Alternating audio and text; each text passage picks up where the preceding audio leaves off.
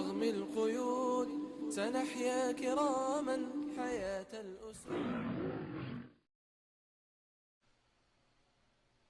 أخطر شيء علينا على الإطلاق ما نحن مستغرقون فيه من اليأس ومن أننا لا نعمل لقضيتنا.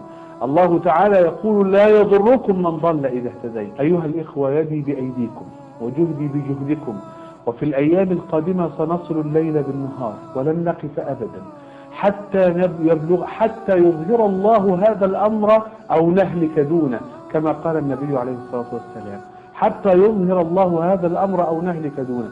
لا فارق بين ناخب ولا مرشح، وليس بعضنا أولى بهذه القضية من بعض، بل نحن سنعمل بالليل وبالنهار في جهود متصلة، وفي الشوارع وفي البيوت وفي كل مكان، حتى نبلغ هذه الفكرة ونحيي هذه الأمة ونحرك هذه الجموع علشان تبقى القضية مشرقة غاية الإشراق من جديد.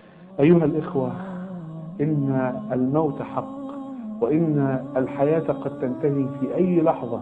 لا نريد أن نلقى الله مفرطين ولا مضيعين ولا مغيرين ولا مبدلين ولا تاركين لدعوتنا، وإنما نريد أن نلقى الله عز وجل ونحن قائمون على الأمر لا نتركه.